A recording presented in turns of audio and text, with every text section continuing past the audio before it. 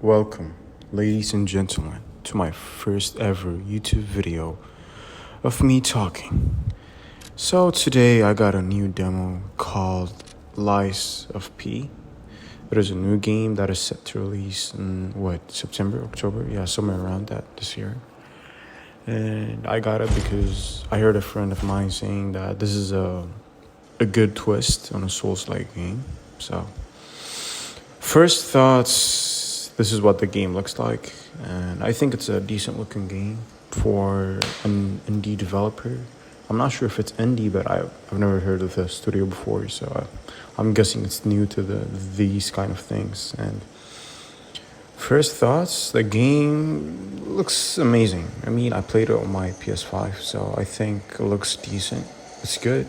It's a good looking game visually, and I think what interests me the most from this game is the inspirations they got. Like, this game looks like it took inspiration from different games like Bloodborne, like Souls game, like Dark Souls, Demon Souls, and all that, and it mixed it with a nice touch. And as you can see, there are some new ideas too. For example, as you can see, I died and it respawned me to the same point I was before. It's like this game doesn't end. It's like it's continuous, you know. When you die, it doesn't end. You just respawn. You don't the game doesn't end there. So that is an interesting new idea, interesting twist to a game. And I actually appreciated the demo of how flawless the gameplay is, as you can see. But I have my doubts on this game. One of my doubts was the way the controls work. Like, I understand I'm not really a Souls person when I play games, but like what I'm noticing here right now is that I seeing like a little what do you call it, like fluctuations.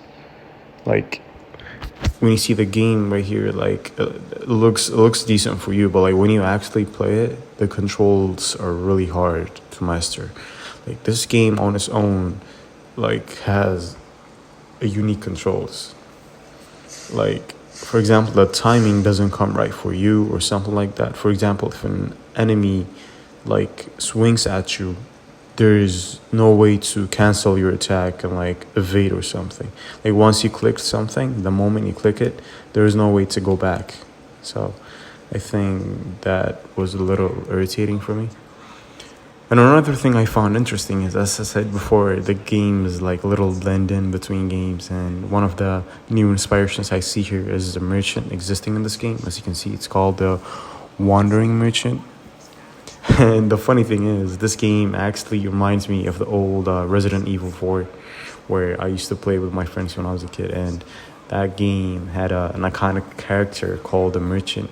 And that is actually a new little tip for you to know. I found it funny. I'm not saying they copied it from Resident Evil 4, but they took inspiration from it, as you can see. And another complaint I've got about this game is the way the UI, not the UI, but like the menu, the choosing menu, or like the customization works.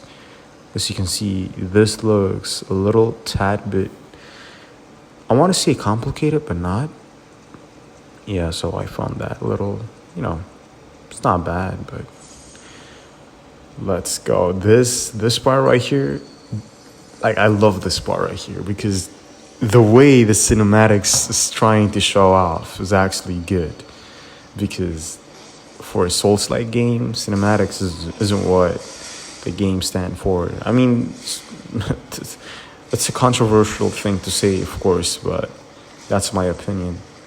I don't believe Souls game are to be cinematic, They're just walking games where you roam around the world. But like, this game has like some unique designs to its characters and the way the game works, where like if you see the game, it looks unique because it is the first of its time.